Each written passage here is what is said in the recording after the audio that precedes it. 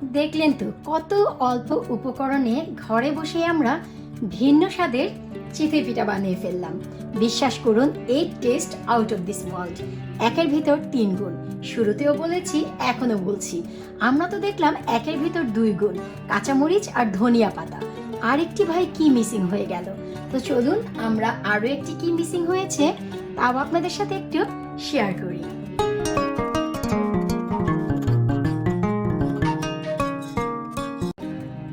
চিতই পিঠা কার না খেতে ইচ্ছে হয়? শীতের এই সকালে বিকেলে সবাই চায় গরম গরম ফুলকো ফুলকো নরম নরম চিতই পিঠা খেতে।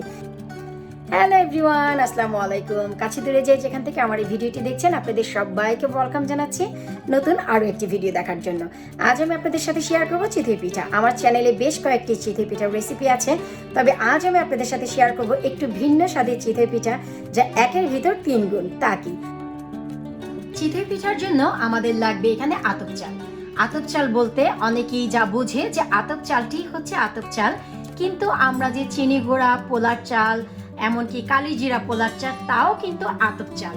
এটি হচ্ছে সেদ্ধ করার যে আগের অবস্থা, তা সেদ্ধ হয়ে যাওয়ার পর সেটি হয়ে যায় ভাতের চাল, আর সেদ্ধ হওয়ার আগ পর্যন্ত যেটি থাকে সেটি হচ্ছে আতপ চাল। আর তা হচ্ছে আতপ চালের যে কাতার, তা কিন্তু পোলার চালটিও আতপ চালের কাতারেই পড়ে। তো এখানে আমি 1 কাপ পোলার চাল সারা রাত ধরে ভিজিয়ে রেখেছি। আর এখানে যে আমাদের 250 ml এর মেজারমেন্ট কাপ আছে, আমি এই কাপের 1 কাপ চাল নিয়েছি। 1 কাপ চালে পুরোপুরি 200 গ্রাম চাল হয়। আমি যে চালটি ভিজিয়ে রেখেছিলাম সেই চালটি ভালো করে একটি স্ট্রেনার সাহায্যে পানিটি ঝরিয়ে একটি ব্লেন্ডারের জাগে নিয়ে নিয়েছি, কারণ আমাদের চালটি এখন ব্লেন্ড করে নিতে হবে। আধা চামচ দিয়ে দিচ্ছি নরমাল লবণ, হাফ টিস্পুন সল্ট দিচ্ছি। আপনারা ব্লেন্ড করার পর যদি লাগে অ্যাডজাস্ট করে নিতে পারবেন।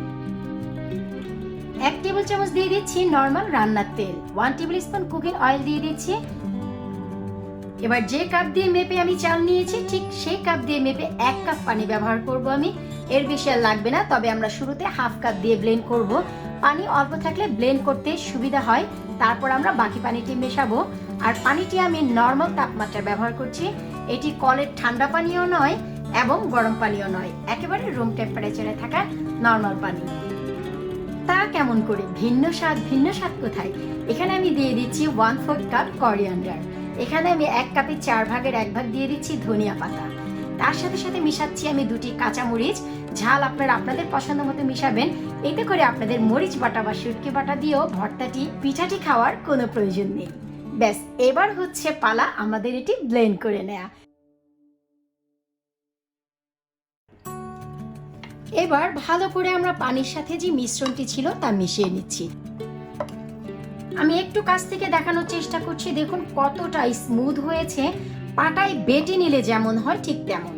আর এই পর্যায়ে আমাদের আর অতিরিক্ত পানি ব্যবহার করার কোনো প্রয়োজন নেই। বানাতে গিয়ে পিঠাটি যদি না ফোলে, সেক্ষেত্রে আপনারা 2 টেবিল স্পুন পানি ব্যবহার করতে পারেন।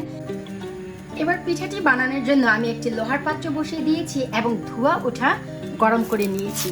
আর এতে আমি তেল আর পানির একটি মিশ্রণ দিয়ে এই পাত্রটি একটু গ্রিস করে নিচ্ছি।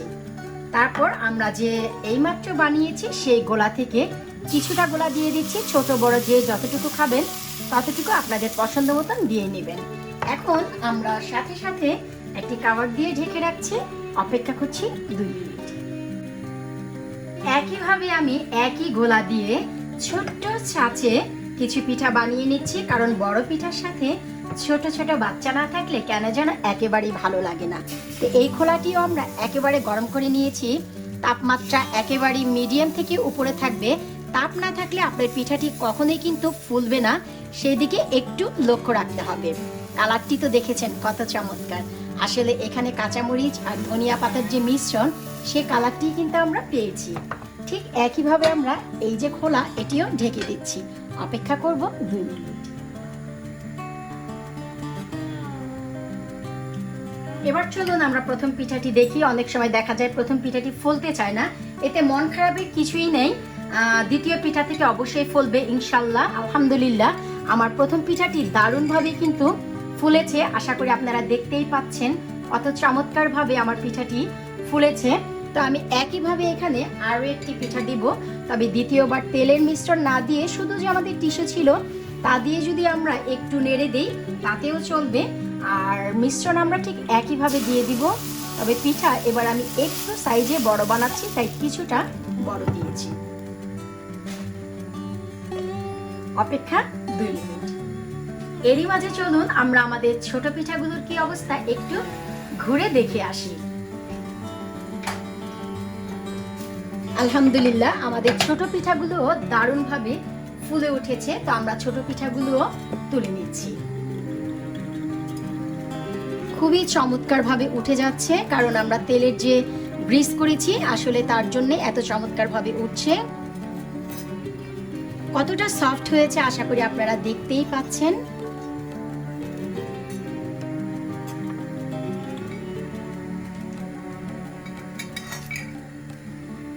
আমি একটু কাছ থেকে দেখাচ্ছি, দেখুন যে কতটা দারুণভাবে ফুলেছে, আর পেছনটি দেখুন কত চমৎকার।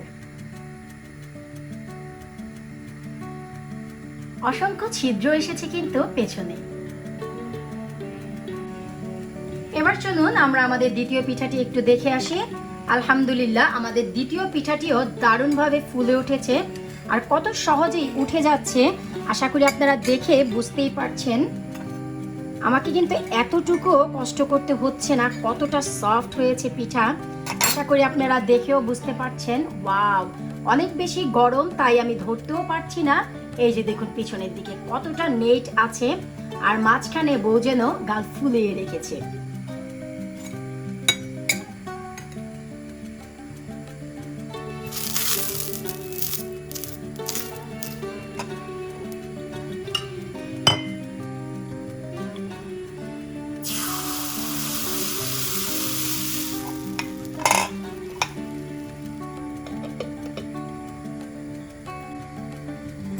আর এই হচ্ছে ছোট পিঠার আমাদের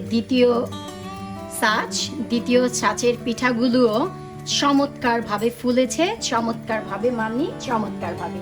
আশা করি আপনারা দেখেও বুঝতে পারছেন কত অসাধারণ হয়েছে।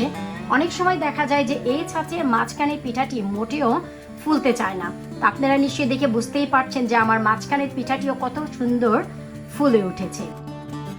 দেখলেন তো কত অল্প উপকরণে ঘরে বসে আমরা ভিন্ন স্বাদের চিতই পিঠা বানিয়ে ফেললাম। বিশ্বাস করুন এই test out of this world. একের ভিতর 3 গুণ, শুরুতেও বলেছি এখনো বলছি। আমরা তো দেখলাম একের ভিতর 2 গুণ, কাঁচামরিচ আর ধনিয়া পাতা। আরেকটি ভাই কি মিসিং হয়ে গেল? তো চলুন আমরা আরো একটি কি মিসিং হয়েছে তাও আপনাদের সাথে একটু শেয়ার করি। এবার চলুন বলি যে আমাদের তৃতীয় যে জিনিস তা কি মিসিং ছিল।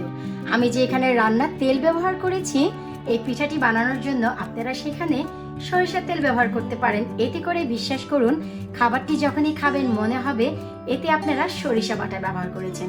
এখন অনেকের প্রশ্ন হতে পারে যে কাঁচামরিচ ধনিয়া পাতা দিয়ে বানানোর পর পিঠাটির ভেতর কেমন হবে। তো চলুন আমরা সেই প্রবলেমও কিছুটা দূর করে আসি। শুরুতেই আমি ছোট একটি পিঠা ভেঙে দেখাচ্ছি। আপনারা একটু লক্ষ্য করলেই দেখবেন যে পিঠাটি কত দারুণভাবে ছিঁড়ে যাচ্ছে আর কতটা সফট হয়েছে। আপনারা একটু লক্ষ্য করলেই দেখবেন। আর নেট আপনারা নিজেরাই দেখে নিন যে একটি পিঠার ভিতরে যে বৈশিষ্ট্য থাকে তা ভরপুর আছে কিনা।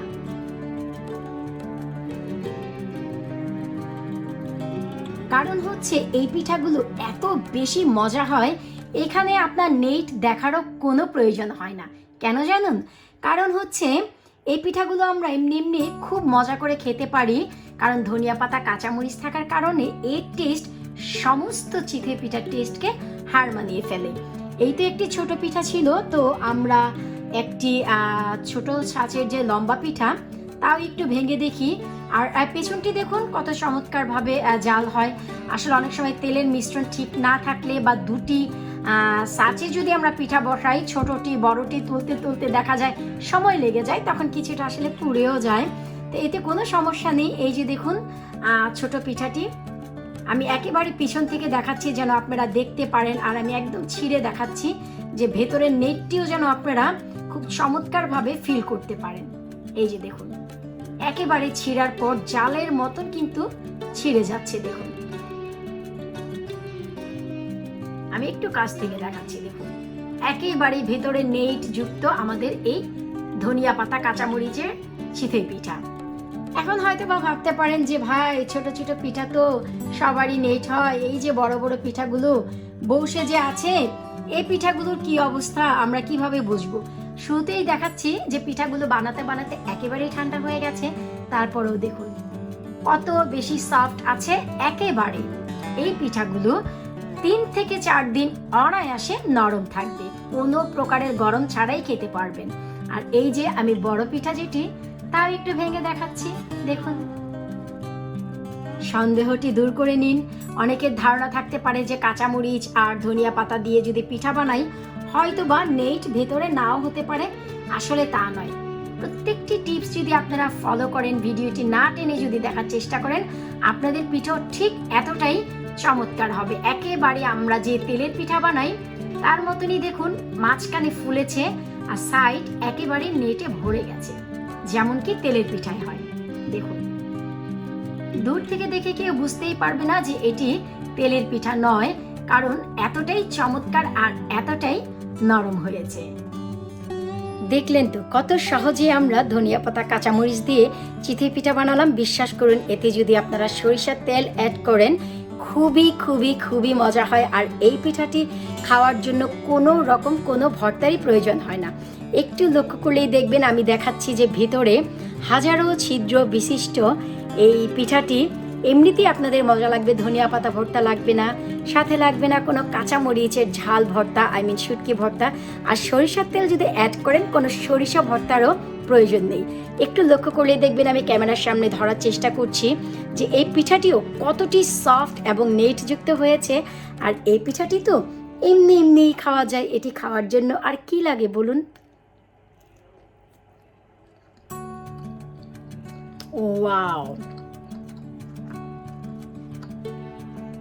খুবই খুবই খুবই মজা হয়েছে। আশা করব আজকে আমার এই চিতই পিঠা ভিডিও আপনাদের ভালো লেগেছে। যারা একেবারেই নতুন অবশ্যই এই রেসিপিটা একবার ট্রাই করবেন, আমাকে জানাবেন আপনারা ট্রাই করলে কতটা সফলতা হয়েছেন। এইটুকু বলতে পারি যারা কখনোই পিঠা বানাননি তারাও এই পিঠাটি বানিয়ে ফেল হবেন না। বিদায় নিচ্ছে আজকের মতো, পরবর্তী ভিডিও দেখার আমন্ত্রণ জানিয়ে আল্লাহ হাফিজ।